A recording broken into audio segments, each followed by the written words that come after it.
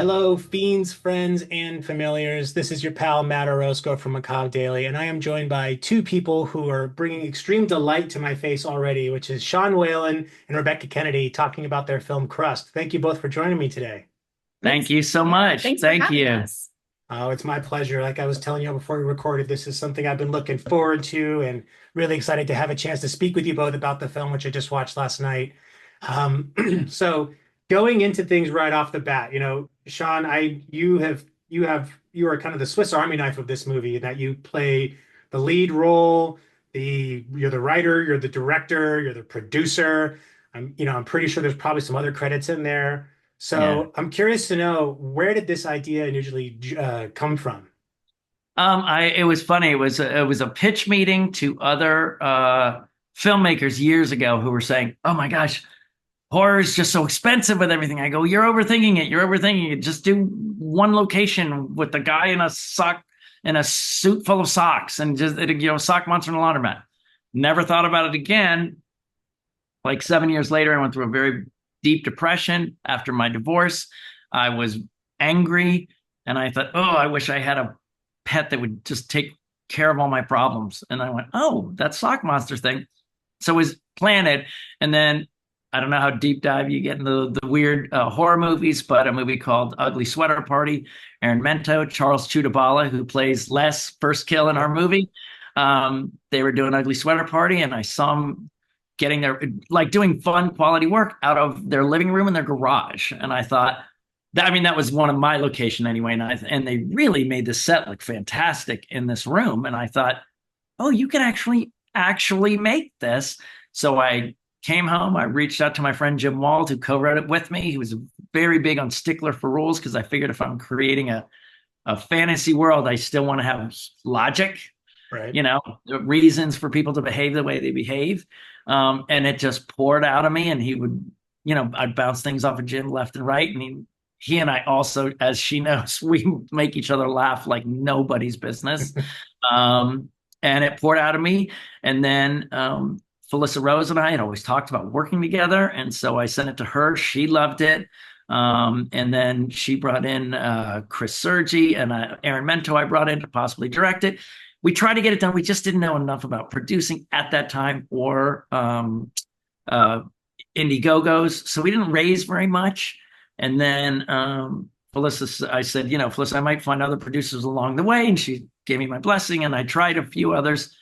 It didn't happen. They had the wrong ideas. They'd say, no black and white, or, Crust is making all the decisions and he's just a puppet. And I go, that's not what's happening. Like they didn't get it. They said, oh, I don't know if this will play on Walmart shelves. And I go, so I don't want it to be on a Walmart shelf. It's not for them. It's for the horror fans. And then I was going to go down the road. This one producer was very sketchy. And I was talking with Felissa and she goes, you know what? Talk to my new partner. I did. He got on the phone and he said, oh, I know what you're doing. I have anxiety and depression myself sometimes. And I went, that's the guy. Right. That's the guy. And so we kind of put it together. They brought in Chris Sergi as well. So us four worked together for a long time to, pre-production, post-production. We had a great time and followed it through. And then Chris really took over on the back end and helped us land the deal with Anchor Bay. Well, it's truly does feel like a labor of love. All right, you And haven't said if you liked it or not, and I'm dying. well, I did like it. In fact, Okay. I had a really good time writing down my tagline for the article, which was the touching story of a sentient pile of cum socks that helps a downtrodden man find himself again. So, um, Cut the cum, and I love but it's I really did enjoy kind of the oddness of it all because it is such a strange but very heartfelt film, and it kind of yeah, brings me to your role, Rebecca. You play the role of Nyla, who is is is trying so hard with Vegas to just show her interest. Yeah. And I'm wondering, at what point did you get involved with the production? And full disclosure, I follow you both on Instagram, so I know you both are kind of friends outside yeah. of this. So I'm curious, was just this kind of a friendly conversation that turned into a role, or was there something more to it? The friendship came later, actually. Yeah. Oh, okay. I mean, I've known Sean for a while. We both had the same manager for a while. He coached me on some Like auditions, very strong acquaintances, you know. invitations to each other's birthday Yeah, like things, he would things go to my like birthday. that. I would go Yeah. to his karaoke birthday Yeah. parties. And back when they were going to start to try to do it, which was like what, 2016, Yeah. they had a table read. Wow. And Sean asked me to come and, play one of the smaller roles, which I was happy to do. I was like, I will do anything. The script is so great. And the night before, the actress who was supposed to play Neela couldn't make it. So he asked me if I would step in and just read for the role. And I went in, fully knowing that like this wasn't my role, but like I was just gonna, give my all. And I just loved the script so much and fell in love with the part. I just thought she was so interesting and unique and witty and just like way cooler than I am. And I can confirm. yeah, it was just like so fun. And for whatever reason, like that night when we read it at the table read, we just had this kind of instant connection and chemistry. Like we get each other. We both play. We both look much younger than we look much younger than we are, and we're kind of Specific. Specifically, we play kind of weird typecast roles. So I just felt like we connected, and it was over, and then fast forward to what January of 2023. Yeah. He or December, I guess it was 2022. Yeah. I was on my way home from a Nutella event. I love the story because people are always like, "What? Like, what is a Nutella event?" Can I get an invite to the Nutella event, by the way? Like that's and why haven't I gotten my invites to said Nutella event? It was amazing. It was like all Nutella spread. Everything was made from Nutella. We got big jars of Nutella to take home with us. Here. I know. It was so great. So I was on my way home from that, and Sean calls and he's like, "We're making the movie. Will you play Neela?" And I was like, 1,000 times yes. Yeah. So it was just like it was the best day. I got chocolate and I got a roll. Yeah. And let's be honest, the Nutella a little bit more, Yeah. You have to get. I think maybe at the time, right? But completed work has far greater returns. Nutella slipped a little. Yeah. Now it's the Nutella goes. The Nutella, the digestive system take cares of it, but the film is forever. So yeah. And I want to go back to something around the cast too. Rebekah, obviously you worked in a lot of genre films. Sean, you've had a career in doing all kinds of work, but particularly in genre. But you also have a cast of characters that have been really well known in the space as well. Folks like Daniel Roebuck, you mentioned Felissa Rose, who's also a producer. So how did they come about? Was this all kind of the process of finding producers? You also were getting people. Well, Felissa was in from the beginning, like I said, and I wrote that part for her. She loved it as well. I was kind of like she loved it. And then Danny, I called him and Alan Rock. I said, "Hey, would you want to be in my directorial debut?" Both of them signed on. Yes, not reading a script, nothing. Alan, I said, "Look, I don't want to take your time. I'll just do one day." He said, "Great." But he didn't care. He didn't read the script. He found out about his character when I said, "Well, we want to do press to announce." He goes, "Yeah, go ahead. Don't worry."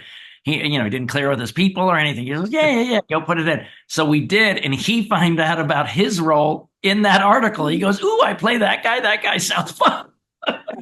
So he had a great time. And Danny, I said the same thing. I said, "But I don't want to mess with your time." He goes, "No, what?" He goes, "Give me the biggest role you can. I want to work with you as much as possible." So it was just these people who I had known. And like I said, Felissa was really helped me, steer away from some bad decisions. And acting with these guys, Danny had no real time to rehearse. So he was just coming off a movie he directed in Boston like days before. But Danny and I have a rapport. We've been friends for over, 15, 20 years. And then we had an acting coach. Rebekah and I went to an acting class for several months before, plus some privates with this acting coach, Greg Binkley. He's a very well-known character actor, Revenge of the Nerds, and what are those two shows? Raising Hope. He's a regular on Raising Hope and stuff. He was our acting coach. And then I told all my actors, go for it. I trust all of you. Bring me what you want to do. I'm going to adjust your choices, not me impose my choices on you. And, Danny said, "I want to look like Schneider from One Day at a Time." And I went, okay. And then Felissa and I did one rehearsal, but I had no idea what she was going to do on the day. And she's just, I just say she's fearless. She was fearless, just went for it, balls to the wall. You know her arc. Now that you know her arc, I mean, as it goes on, it gets nuts and nuts. And she just didn't hesitate. You could always count that she'd give 110% on every take, which was so great. And Alan said, I want to have a cheesy hair. I want to have a cheesy wig. I want to have fake teeth. I want them to pin my eyes back. It looks like I've got bad plastic surgery. I want them to emphasize my neck so it looks like I just bad up here, but didn't have the money to finish down. So it was so fun. And it really confirmed when Tom Hanks won the Golden Globe. He goes, be on time, be professional, and come with a ton of ideas. And that really helped me because I didn't want to micromanage people. I kind of wanted to celebrate the actors I had. Right. And, it was so great to see Alan Ruck in that role because it's just, you're waiting all this time to figure out who this kind of other star is, this other survivor, if you will, of the Baker's Dozen. Right.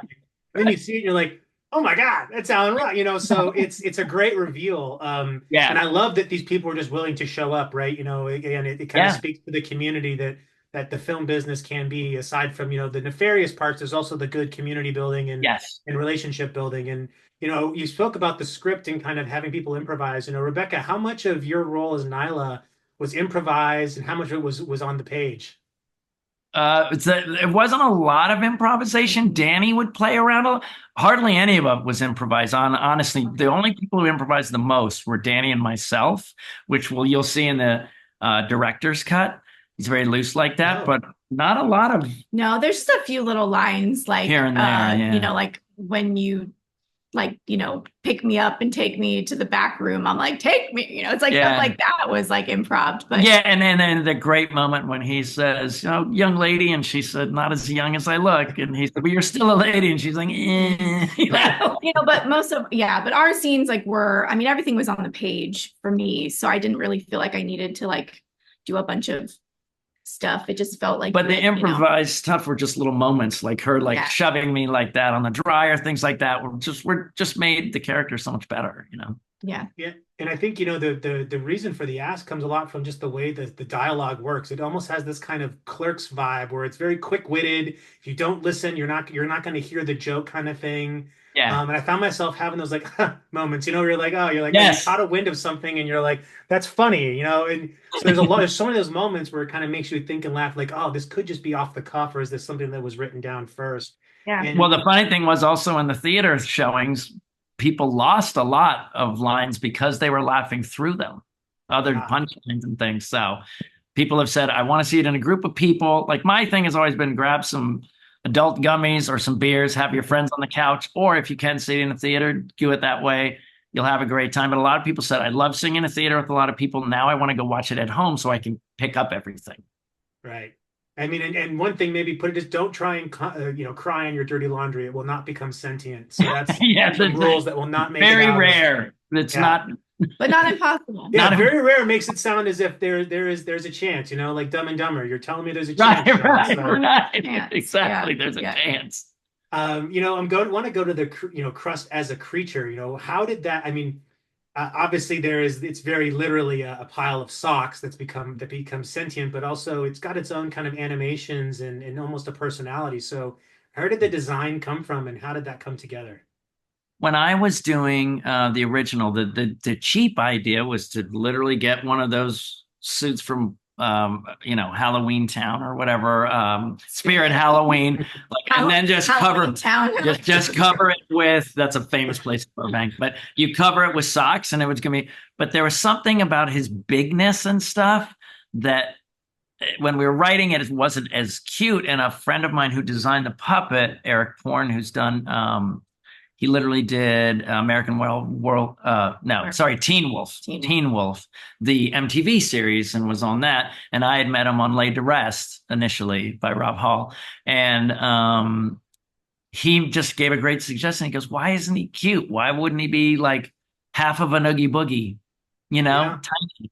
And he goes, that'll make him, you're worried about the cuteness, but you have this huge thing. It's easy to do that. And I thought, oh my God, that was a great idea.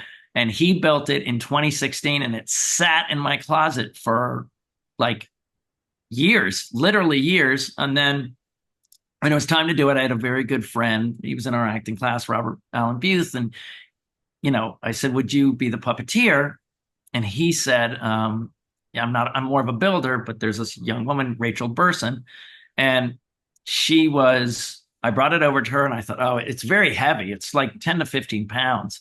And I thought she was going to have to gut it, rebuild it, all this stuff. And she made it work within seconds. Our investors were literally like, well, we can't pay that much for a puppeteer. And I said, hold on. And so with an hour, I went over to her house. I talked to Crust, and Crust reacted happily, sadly, scared, angry, all this stuff. Took that little video, came home, sent it to the investors, and they're like, we're good, we'll pay it. Because what she did, and she was never green screened out of any shot, not one. She was always out of frame, and she worked it out of frame. The only thing she had was sometimes she would have extra socks on her arm. That's all. Yeah. So she was never green screened, and she was a workhorse, unbelievably. But she brought that personality. The first night we worked with the Crust was when we're in the room and Crust kind of catches us, what I'm talking about. Yeah. And, we did our coverage, and then we turned around to get her, and it was like, you felt like it was real. Like I was watching a real puppet. I mean, not a puppet, but like a real sock creature. Monster. Well, I had seen him the night before, but the funnest thing is when they started doing it, as a director, I was like, okay, this looks okay. And I just looked right at Rebekah, and Rebekah's just going, oh my God.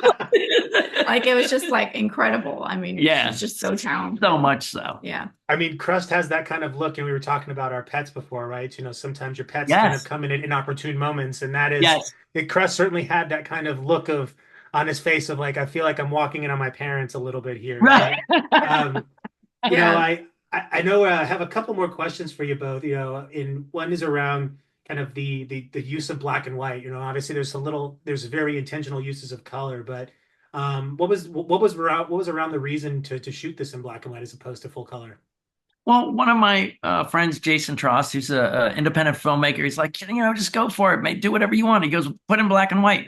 And he threw out that idea, put it in my head. And for some reason I locked on. And I never let that go, that I wanted to, because I also wanted it I wanted it to be timeless.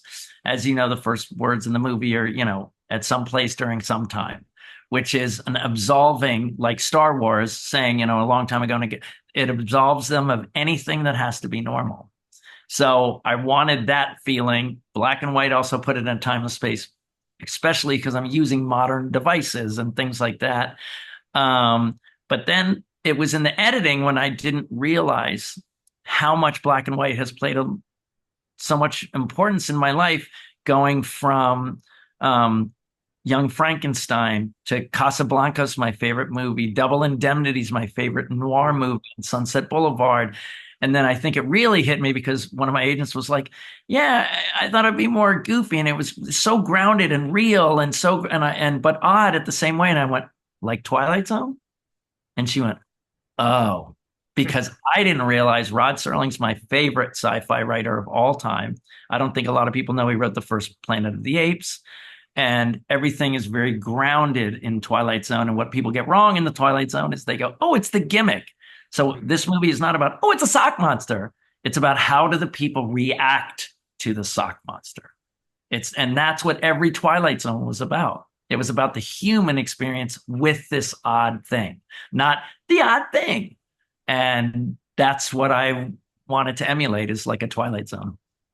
And it's very tender. I mean, I think that's the one thing that even I kind of went into it, wasn't expecting, is just how the groundedness of it all actually leans into the emotionality of the characters and what's actually happening to them, And so I found it, again, to be an interesting experience at first, because you're like, oh, I know I'm expecting a sock monster at some point, but then you see it and you're like, wait a minute, this isn't what I was thinking. And then you're like, wait a minute, why am I feeling emotions while watching a horror movie? What's happening? So I think it was all, I love the use of black and white. I do. And I think the explanation, Rick, just helps really put a lot more context around the decision. And, my favorite question to ask, and my last one for you both, is going to be, if you had to put up a double feature with Crust, so you're programming a double feature night, and Crust is one of the movies, what's the other movie you're going to put with it? Little Shop of Horrors. Ooh, the original. The original, okay, not the not the No, not the one. musical, the original. But I do have to say this. I feel like I feel now that we've seen all these debates and people going, wait, going back to, that. But I really feel the heart of the movie has a lot to do with Rebecca's performance and Felissa's performance that brought heart and pain. Felissa's her first scene, she's very mad at me, but she brought a layer of sadness and stuff. And Rebekah just took Neela off the page and just brought her as a full realized, heartfelt person, and I think these actors elevated it and made it more caring and beautiful. Yeah. Fully agree. Before you answer, Rebecca, I just say I fully agree there, and that, and even to the extent that the ending, I was like, well, come on, let's get justice for Nyla here. But what's your but Rebecca, what's your double feature with Crust? She hates improv and being put on the spot. He took my answer. We've talked about like Willard. Yeah, Willard that is one. another. That's a good one. Another one. And, well, because I feel Crust is not. It's original Little Shop of Horrors. Mix in a little bit of Willard and mix in a little. Now that you've seen the whole thing, a little bit of Godfather.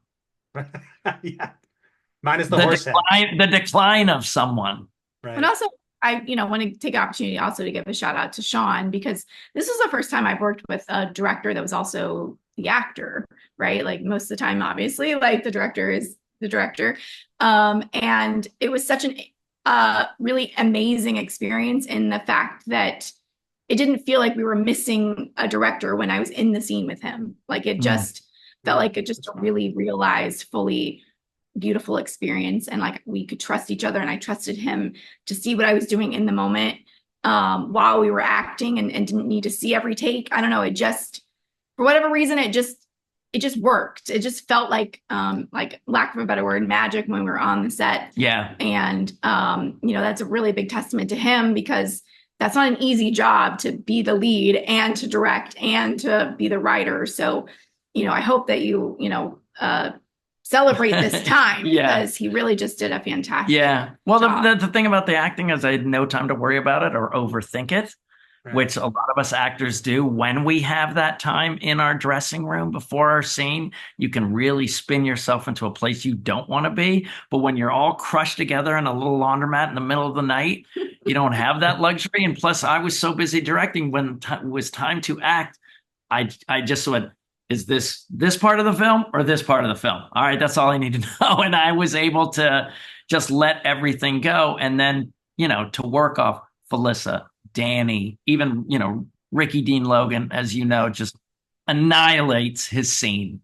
Ashante Delon, just so funny as the manager. I mean, and Rebecca, it was easy. They were wonderful. It's funny you mentioned the having too much time to think about it. I was just doing an interview with a couple of younger actors a few days ago, and they were saying how they don't like to be given too much information about the character up front, because then they get too concerned about what they're going to try and deliver in the performance.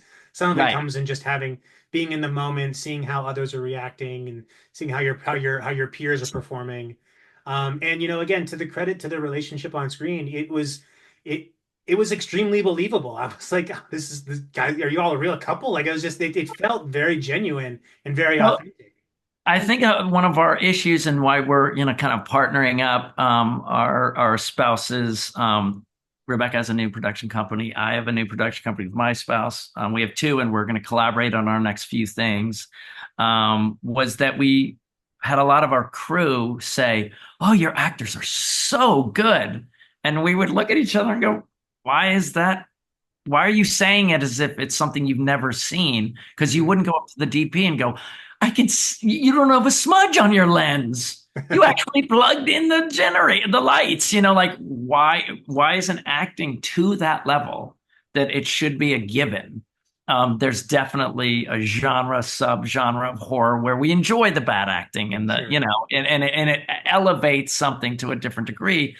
But Rebecca and I thought, what? We would like to bring a high level of acting to lower budget horror. Why not get really, really good actors that grounded in an experience of reality And I think that's where we decided, and honestly, we have the same schedule. So we neither of us have a full-time job that would interfere, but we decided, all right, and we've, started our own production companies and have a pretty full slate for a few films coming up that Rebekah will direct. I'll direct.